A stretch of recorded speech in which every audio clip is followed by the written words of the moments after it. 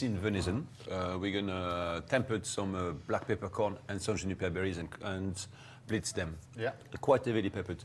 As a steak, it's gonna take about 4 or 5 minutes. Yeah. Serve rare. And some, being winter, you know, no vegetables, so beautiful roots, carrots, salsify, rutabaga, and beetroot. No, I don't put it. But we got ruby carrot, so they're going to look I like only a asked for the beetroot. title of the recipe. That's all I want. Thanks for that, Rick. Now, there's never any leftover turkey in my house, as you won't see in the kitchen in the first place, to be honest with you. But there are a few things that I've got left over around Boxing Day, and I've got a few of them here. It's kind of mix and match, whatever you've got for this, really. And I'm going to create waffles, because I think these are brilliant around Boxing Day, because you can make them nice and quick. You can flavour them whatever you want, so you could put chicken, bit of cooked bacon, some ham, we've got some nuts, bit of fruit, a few herbs, some smoked salmon, mackerel. This is the little bit of leftover bacon in my house. This is what you get. So we're going to do 2 dishes, one sweet, one savoury for you, using the same mix. Well, I can't say... my favourite dish is waffles with crispy bacon and maple syrup. Like, so you've got maple syrup. That's what you're getting. Because I just love... And America is wonderful. You go to America and you ask for pancakes or waffles, and they put about 16 on a plate, don't they? With a whole pig on it, and then a container of maple syrup. That's what you get. Is that right? That's what you get. Fabulous. So first thing we do with the waffles is we melt the butter first. So you've got the flour, and we've got the sugar gone in here, pinch of salt in there, and then we're going to add the milk, all right? So the milk gets thrown in, then add the eggs, throw everything in. So it's a really simple waffle mix. And then we've got some baking powder here, which I'm going to throw that in. That all goes in. And then we take our... basically, just make this butter go cold by throwing it in, and then mix all that lot together. And then we mix it all up like that. And then this is going to be our waffle mixture, which we're going to turn some into sweet, some into savoury. So I'm going to put some chopped chives and bacon in one, and then I'm going to leave the other one, probably with a little bit of mint and maybe some almonds, and do that as a sweet one for the other one as well. So mix it all together, and that's as simple as that to make a waffle mixture. Now, I was reading quite a lot about you recently, and your career, is it right you started off and you wanted to be a vicar? There were 3 things when I was at school I wanted to be. One was an actor, one was a vicar, and one was a chef. I heard you wanted to be a chef. Yeah, because I loved food, and as you can tell. And so I've played many vicars, including the sex-crazed vicar in the first series of Poldark. Yeah. And I've done a lot of cooking, so all I've got to do is crack the acting, and I've done it all. But, I mean, you've done some serious stuff as well. Oh, yes. Royal Shakespeare Company, from Absolutely. Henry VIII, Macbeth, all that sort of stuff. Yeah, I was with the RSC Company, and I then did things like I, Claudius, playing Nero, which I think is still one of the great series on television, and thankfully, the DVD sells really well. It won't be on television because I don't think they can afford all of this. The repeats would be enormous. But, I mean, some other great shows that you've been involved in as well. Some others do haven't. I mean, for me, really, the iconic Porridge has to be the one, really. Well, I mean, it's 40 years, you know, since Porridge. Yeah. And, you know, working with the great Ronnie Barker, and as I always say, the greatness of Ronnie Barker was that he was not a comedian. He was a comedy actor. And he had generosity, whereas most comedians take everything for themselves. They take all the funny lines, they don't think about anybody else, but Ronnie saw the whole picture. And if he felt one of Dick Clement and Nina Frene's lines that he said was better said by my character or someone else's character, he would allow them to say it. That was the generosity of the man, because he saw the whole picture. Now, pantomime. First of all, you got into pantomime quite young. Was it 28 you started pantomime? It was absolutely that young, and I kept turning it down. I kept saying, no, I'm an actor, I don't do things like that, darling, no. And then they mentioned money, and I was absolutely amazed. I mean, you know, they paid me a fortune. I mean, remember, the seats were 1 and 6, I think. I don't know where they got the money from. Well, of course, we do 2 shows a day. It is, I mean, it is a tremendous amount. 12 shows a week. It's quite something, I have to tell you. Because you are Mr. Pantomime, aren't you, really? Or Mrs. Well, yeah, Mrs. but you are... the whole thing suits your character. I love everything about you. You come alive when you do stuff I like really that. do. And, of course, what the marvellous thing about pantomime is the audience. I mean, the audience is just fantastic. And if you might, you know, you might feel on day 4... In the matinee, I don't think I can do this. You go out and the audience lift you and they take you away with them. And it's just marvellous. And I'm lucky because I do a lot of audience participation, especially the song sheet, which I absolutely adore. Tell us about what you're doing, because you're well, towards three-quarters of the way through. What are you doing at the moment? Yeah, we opened about 10 days ago, and it's going really well. We're at the Theatre Royal in Nottingham, and this year it's the 150th anniversary of this wonderful Matcham Theatre. So we're having a great time. My son, Aladdin, is played by Simon Webb, and then my other son, Ben Nicholas, is playing Wishy, and we're a strange family. It's a... You know Simon Webb, do you? Yes, and yes. you're I'm the mother. Your finale. Yeah. There's something about a zip well, wire. in the finale, I fly in, and it's wonderful to see a man as big as me fly in dressed as a Chinese lantern. it brings the house down. It's absolutely marvellous. And James Barron is the most wonderful villain. Abanaz, I can see you playing Abanaz, you know, when we do pantomime next year. Do you know what? I've been asked to do pantomime. It just frightens me, you see. This show's hard enough. So we've got our crispy bacon here. The waffles are cooking away, and I thought I'd do this, one with ice cream, one not as well, to go with this as well. But, I mean, you've done all manner of different sort of stuff, because was it 2007 now, The Jungle, wasn't it?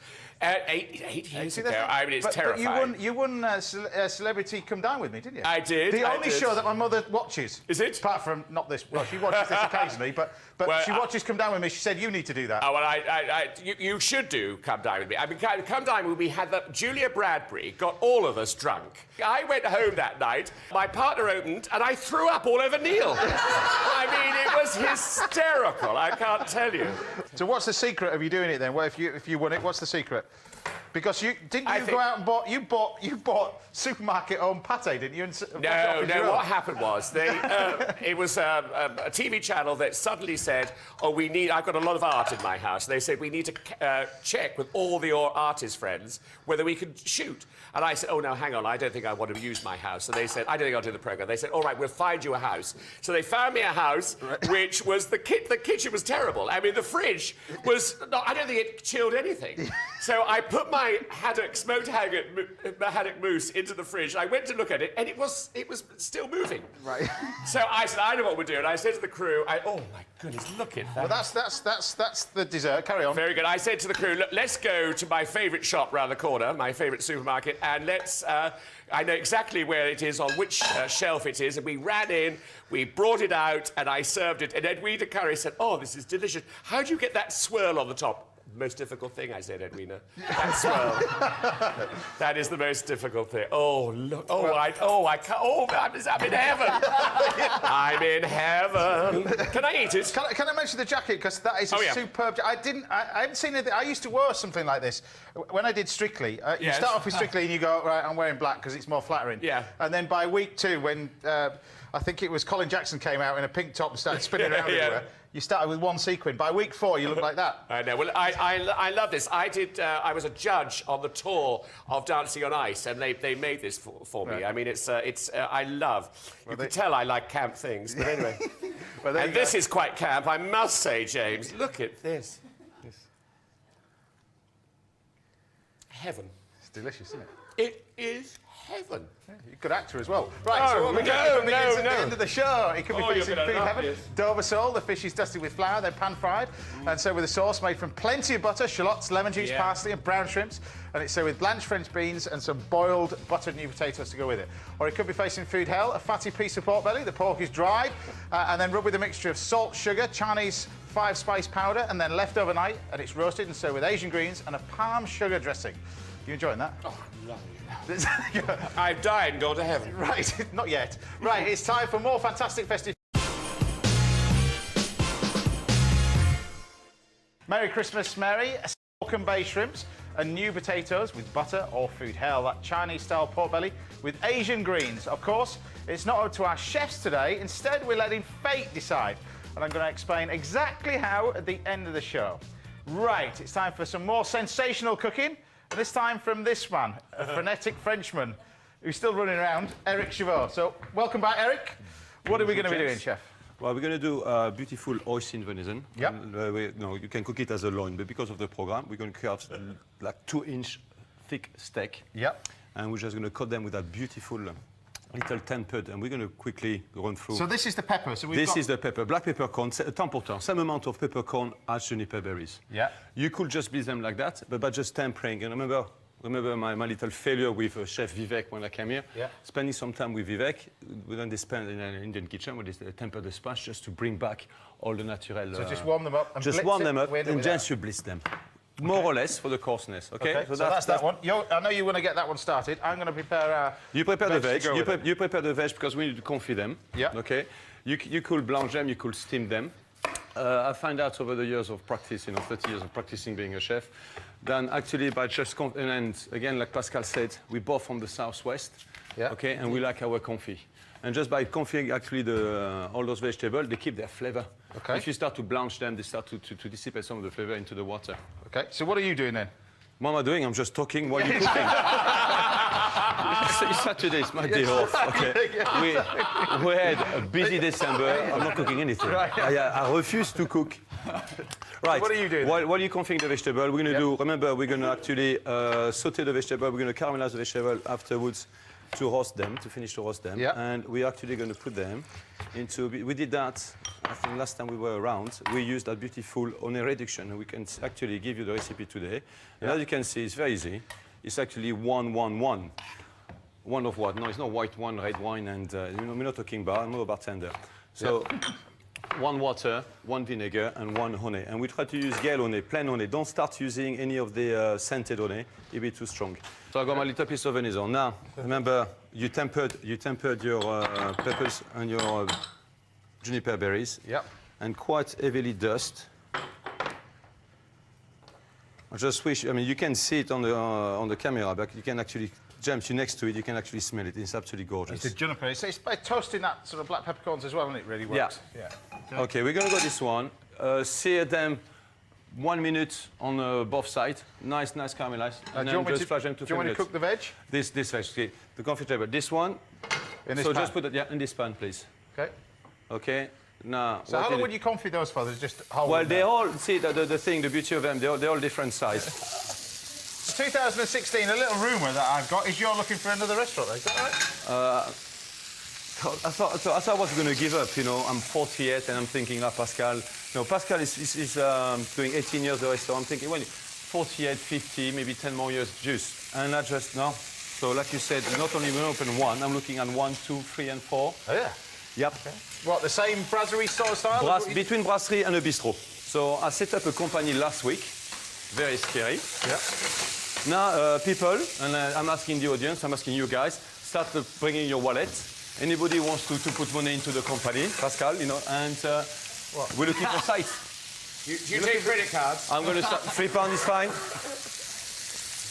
So now, of course, all of today's recipes, including this one from Eric, are on our website. Go to bbc.co.uk/Saturday Kitchen. You may need to put more paper in your printer because this is fucking loads of stuff going on here. Right. Oh, look at that. Look what's happening here. nice. Do you want those in the oven? More duck fat. I'll just give it a little 30 seconds on the other side, then we go in the oven. Okay. And that's going to do itself. Look at that. Pascal, listen. I can hear. Superb. Very nice sound. Perfect sound. So if you can hear it, it cooks. Now, can I put this venison in the oven? Okay, if you want to. Go. How long do you want to put it in the oven for? Well, how long you want. Whoever deals the card, play the game. You put them in the oven, then it becomes your venison, okay? Pascal, I trust you. In 2 minutes, you run, yes? Yeah, 2 minutes. Right, OK, so what's happening with the cabbage? Oh, I could tell you, but I won't. If you want to play hard to get, I'm not going to do anything. Right. Cabbage been blanched. Cabbage? Look at that. Again. Any butter in the cabbage? Sorry? Any butter in the cabbage? No. See, it's actually quite nice. Yeah? Oh, well, you don't... No, I'm lying, darling. You got 1 liter of butter with garlic butter. Is that good enough for That's you? good. That's good. Perfect. I love garlic butter. Done my job. Right. So this is cabbage. You blanch it. Quartered. Yep. Salted water. Okay. Into ice cold water. No, absolutely not. We kept all the flavor. So you just cook it to a little bite. Yeah. And we'll just drain it. Okay. Because then again, you don't wash off the flavor. Oh, baby. Now we're talking. Okay. Yeah. 2 minutes is up. That's it. And he only cooks for 2 minutes in there. Phil. OK. Phil. Ever feel? No, not. See?